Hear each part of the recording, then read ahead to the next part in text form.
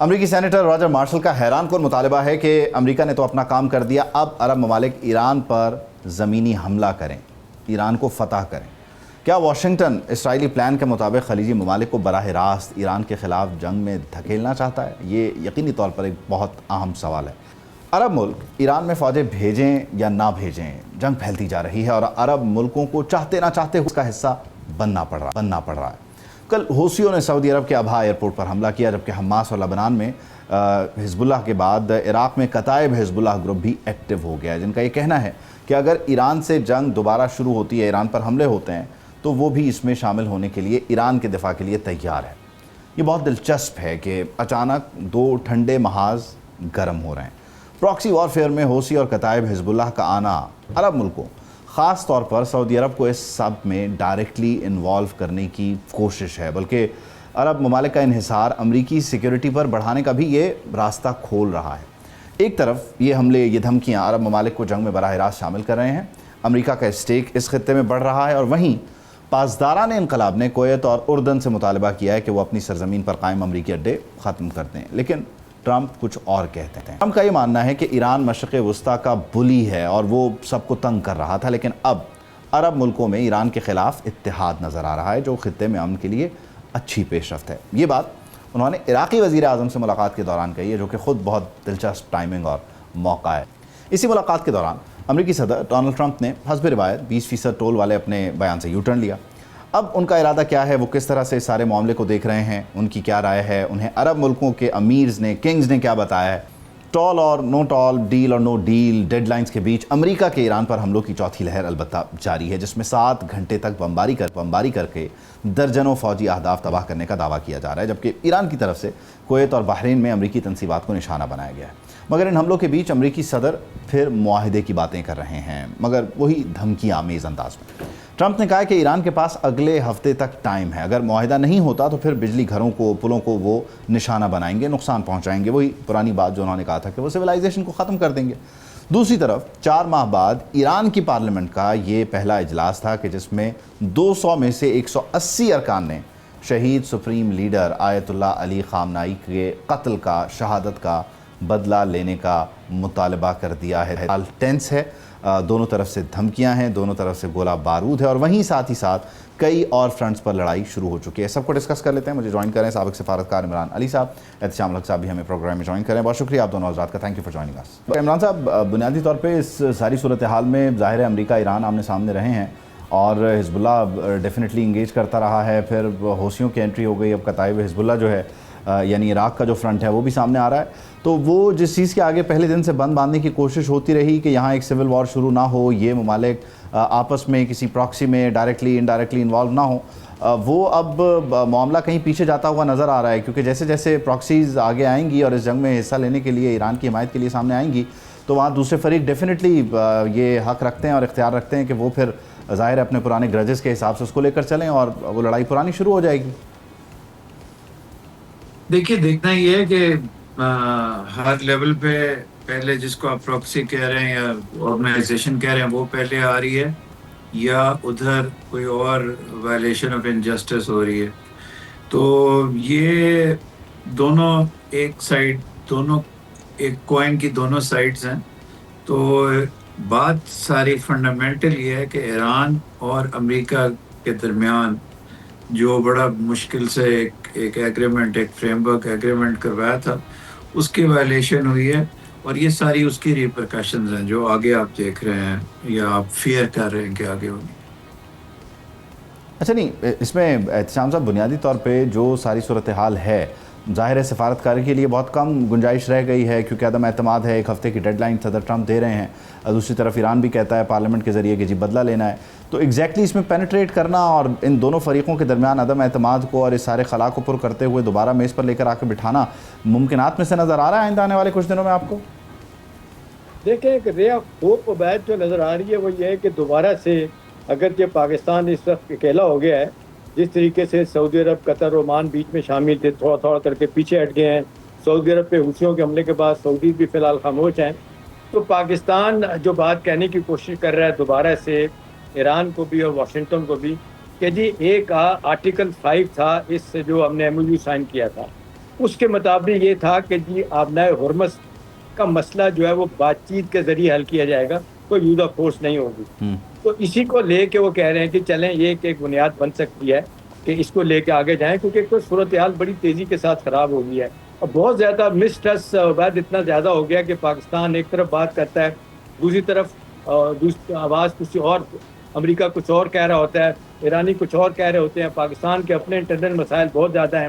پاکستان نے ٹھیک ہے انٹرنیشنل ڈپلومیسی میں بہت کچھ حاصل کیا بھی ہے, نام بھی لے لیا, لیکن ایز وی اسپیک صورتحال جتنی تیزی کے ساتھ بدل رہی ہے. اب دو چیزیں ہیں, میں بلکہ دو خبریں آپ کو پہلے, اس سے پہلے کہ میں بھولوں, میں آپ سے شیئر کر لیتا ہوں. پہلی تو بات یہ ہے کہ یہی ایک تو میں نے بتانی تھی کہ اپنا آرٹیکل 5 کو وہ لے کے کہہ رہے ہیں کہ آگے چلیں اور سیسیشن آف ہاسٹیلٹیز کریں, اس کے تحت بات کریں. دوسرا سعودی جو ہے نا, ابھی یہ ہو رہا ہے کہ ابھی آپ نے دیکھا فیلڈ مارشل عاصم معید ترکی سے واپس آئے ہیں اور کہا جا رہا ہے ایک آدھ دن میں جو ہے نا عاصم منیر صاحب جو ہے نا وہ سعودی عرب بھی جا سکتے ہیں. ادھر سے ایرانی بھی آفر کر رہے ہیں کہ آپ ہمارے پاس آ جائیں. ظاہر ہے وہ تو اب لڑائی اتنی شروع ہو چکی ہے, وہ تو نہیں, اس وقت تک نہیں جائیں گے جب تک کہ امریکن کی انوالومنٹ نہیں ہوتی. تو صورتحال جتنی تیزی کے ساتھ بگڑ گئی ہے, اب دو چیزیں سامنے آئی ہیں. ایک تو یہ کہ فیئر فیکٹر بہت زیادہ خلیجی ممالک کا اتنا زیادہ ہو گیا ہے, وہ یہ عبید سمجھتے ہیں کہ امریکہ یہاں پہ اگر کوئی ایگریمنٹ کر کے یا ہائی اینڈ ڈرائی کر کے چھوڑ کر چلا جاتا ہے, یا یہ کہتا ہے کہ جی آبنائے ہرمز پہ اب آپ تھوڑا بہت ایران کو ایکسیپٹ کریں, ان کی ہیجمنی کو ایکسیپٹ کریں, تو وہ کہتے ہیں کہ جی پھر ہمارے لیے کیا ہوگا. دوسری طرف تڑی لگا رہے ہیں, آپ نے دیکھا پریزیڈنٹ ٹرمپ 20% وہ اب ٹول تو نہیں لے رہے, وہ کہتے ہیں کہ جی سارے خلیجی ممالک نے وعدہ کیا ہے کہ بلین آف ڈالر کی انویسٹمنٹ کریں گے, ہماری فیکٹریاں چلیں گی, ہمارے جاب کریشن ہوگی. ٹھیک ہے, یہ تو سارا کچھ ہے. دوسری خبر کیا ہے؟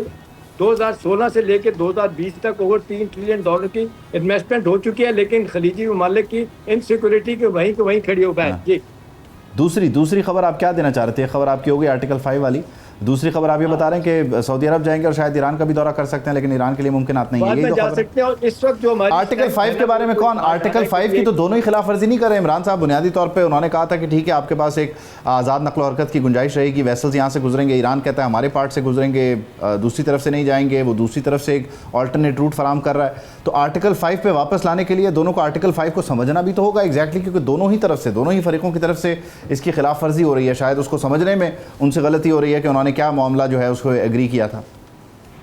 آرٹیکل 5 ایمبیگوس ہے, وہ اس کی ورڈنگ بھی ٹھیک نہیں ہے, جس کی وجہ سے جب دونوں ممالک کے درمیان مسٹرسٹ ہو تو وہ اس کو مس ریڈ کرتے ہیں, لیکن ایکچولی اگر کسی نے وائلیٹ کیا ہے تو وہ امریکہ نے کیا ہے. اس کی وجہ یہ ہے کہ اس کے اندر یہ لکھا ہوا تھا کہ لینز کی اور مائنز کی مینجمنٹ جو ہے ایران عمان کے ساتھ مل کے کرے گا.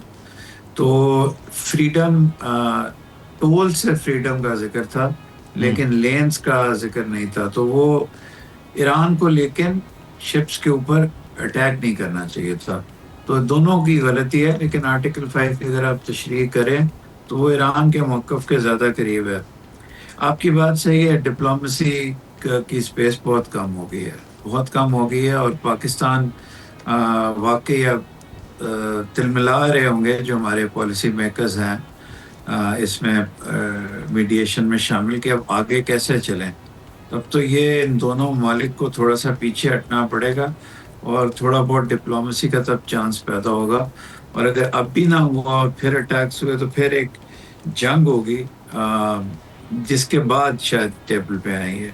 تو اللہ کرے کہ یہ ابھی تھوڑا ہٹ جائیں پیچھے, اور امریکہ جو ہے اپنے دوبارہ اٹیکس ریزیوم نہ کرے, اور ٹینکرز کے اوپر ایران بھی ڈرون اٹیکس نہ کرے, اور ٹیبل پہ آ جائیں. اچھا, اس سب کے بیچ جو ایک بڑی انٹرسٹنگ چیز ہے, یا آپ کہہ لیجئے کہ وہ پنپ رہی ہے یا اس نے سر اٹھانا شروع کیا ہے, ہم نے دیکھا کہ ٹرمپ اس کی طرف ہنٹ کرتے رہے کہ جب وہ کہتے تھے کہ جی حزب اللہ کو میں شام سے کنٹرول کرواؤں گا, احمد الشرع جو ہیں وہ وہاں پر آئے اور انہوں نے بڑا زبردست سنبھالا اس چیز کو. پھر ہم نے یہ دیکھا احتشام صاحب کے حوثی اس میں ظاہر آ گئے اور حوثیوں کی طرف میزائل چلے, پھر انہوں نے سعودیہ پر اٹیک کر دیا. اب ایران پر اگر حملے ہوتے ہیں تو عراقی جو فرنٹ ہے وہ بھی کہہ رہا ہے. تو یہاں بنیادی طور پہ جو وہ اسپوائلر کی خواہش تھی کہ یہ ممالک کسی طرح آپس میں انگیج کریں, آپس میں الجھیں, وہ اس طرف اس معاملے کو بند گلی کی طرف لے کر جا رہا ہے. اور ہمیں یہ بھی یاد رکھنا ہوگا کہ اس کے آگے پاکستان سیسا پلائی دیوار کی طرح کھڑا رہا, سعودیہ کو بھی سمجھایا, یو اے ای کو بھی سمجھایا, لیکن اب اس اینڈ پہ, اس فرنٹ پہ, اس ڈائریکشن میں بہت تیزی سے اسرائیل بظاہر کامیاب ہوتا نظر آ رہا ہے, کیونکہ پراکسیز بھی انوالو ہو رہی ہیں اور دوسری طرف جو گلف ممالک ہیں وہ بھی بنیادی طور پر جو ہے وہ ریئیکٹ کرتے ہوئے نظر آ رہے ہیں. نہیں بالکل ٹھیک کہہ رہے ہو بھائی. دیکھیں ایک تو اسرائیل کا رول ہے, ڈے ون سے اس نے ایکسیپٹ نہیں کیا تھا, وہ تو چاہتے ہی نہیں تھا کہ صلح صفائی کی بات ہو, وہ تو اب تک چاہ رہا تھا کہ دوبارہ لڑائی شروع ہو, اب کوئی موقع ملے اس کو کودنے کا. ابھی دیکھیں امریکہ کے ساتھ بھی اسرائیل کی ٹسل شروع ہوگی. اب لیٹسٹ اطلاعات یہ ہیں کہ امریکہ اپنے مڈل ایسٹ سے 20 جہاز جو ہے نا وہ پار کرنا چاہتا تھا اسرائیل میں. انہوں نے کہا جی ہمارے پاس پہلی جگہ کوئی نہیں ہے, تو سو مینی ورڈ انہوں نے انکار کر دیا. اب دیکھیں جو آپ بات کر رہے ہیں, میرا خیال ہے لڑائی اب یہ پراکسی کے ذریعے زیادہ ہوگی. ابھی دیکھیں چائنا اور رشیا کا رول, ابھی بھی لوگ باتیں کر رہے ہیں کہ جس طریقے سے سفارتی رول پلے کرنا چاہیے تھا نہیں ہو رہا, لیکن امریکہ کو وہ بڑی اچھی طرح چھیڑ رہے ہیں. ابھی دیکھیں کل کی جو خبر ہے کہ 39 ٹوماہاک میزائل جو امریکہ نے مارے ہیں وہ انٹرسیپٹر کے ذریعے سارے کے سارے انہوں نے مار گرائے ایرانیوں نے. وہ کہا جاتا ہے کہ چائنیز ٹیکنالوجی اور رشین ٹیکنالوجی بھی ہے, وہ بھی اس طرح شامل ہے. اب مسئلہ یہ ہے کہ باب المندب اگر یہ بند کر دیتے ہیں اور پھر یہ کہ اٹیک سعودی عرب پہ دوبارہ سے کرتے ہیں, اور میری اطلاع یہ ہے کہ پاکستان مزید اب کمک بھیجے گا ان کو, اور پاکستان کی ٹوٹل ایشورنس سعودی عرب کے ساتھ کھڑی ہیں, اور ایران کو بھی کنوے کر دیا گیا کہ جی یہ ریڈ لائن ہے. آپ کو پہلے بھی بتایا تھا اگر یہ آپ کے ذریعے انڈائریکٹلی آپ کی پراکسی کے ذریعے کوئی سعودی عرب کو نقصان پہنچا تو پاکستان بیچ میں آئے گا.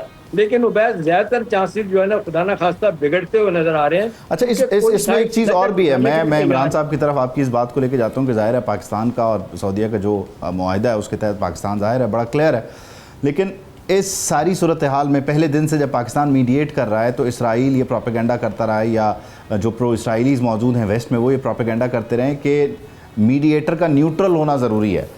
وہ کس طرح سے جو ہے وہ ایران کے سپریم لیڈر سے متعلق یہ بات کرتا ہے, وہ کس طرح سے سعودیہ کے بارے میں.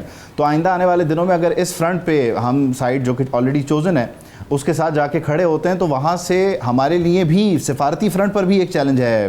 عمران صاحب دیکھیں جو سعودی عربیہ اور ایران کے درمیان جو کانفلکٹ روکنا ہے وہ تو پاکستان کا پہلے دن سے چیلنج ہے, اور جس طرح چاند صاحب کہہ رہے ہیں وہ حالات خراب ہوتے جا رہے ہیں. جہاں تک اسرائیل کی باتیں ہیں, وہ اسرائیل کا کیا ہے, اسرائیل فار اس وہ تو ایک انیمی اسٹیٹ ہے, اور وہ کبھی بھی پاکستان کے سینٹرل رول کو پسند نہیں کرے گا. دیکھنا یہ ہے کہ کیا یہ لوگ برنک سے واپس آتے ہیں کہ نہیں آتے. جو اب جن کو پراکسیز کہہ رہے ہیں, جو ہوتیز ہیں, وہ آدھے یمن کو کنٹرول کرتے ہیں, اور وہ ان کی ایک حیثیت ہے. صنعاء کی ایئرپورٹ کو, وہ جو مین کیپٹل کی ایئرپورٹ ہے اس کو کنٹرول کرتے ہیں. تو یہ لوگ, ان کی ایک پریزنس ہے. سملرلی حزب اللہ ایسی نہیں بنی تھی, وہ بھی اسرائیل کے مظالم کی وجہ سے بنی تھی. تو اصل میں بات یہ ہے, فنڈامنٹلی یہ ہے کہ جب تک آپ غزہ سے شروع ہو کے ہر چیز کو, اورنج کو نہیں کھولتے, ایک بڑا چانس تھا کہ آپ بہت بڑا پیس کریٹ کر سکتا تھا امریکہ. وہ چانس ڈیفینیٹلی مس ہوا, اور اس میں یہ آپ جو بار بار فنڈامنٹلز کی بات کریں وہ ڈیفینیٹلی بہت امپورٹنٹ ہے. جی وہ ادھر بھی چل رہا ہے, لبنان میں بھی چل رہا ہے. اور دوسرا یہ کہ فنڈامنٹلز ڈیفینیٹلی موجود ہیں, کوئی نہ کوئی ریزن ہے ہر چیز کے وجود کی, اور ہر ایک کے پاس بم بھی ہے, اس کو چلانے کا اختیار بھی ہے, اور بٹن بھی موجود ہے, وہ اس کو چلا بھی رہا ہے. خیر یہ ڈیفینیٹلی بہت مشکل دن ہے, اور پاکستان اس میں اپنا کردار ادا کر رہا ہے. بہت شکریہ شام صاحب, تھینکس, بہت شکریہ عمران صاحب. سبسکرائب کریں اور بیل دبائیں تاکہ کوئی خبر رہ نہ جائے.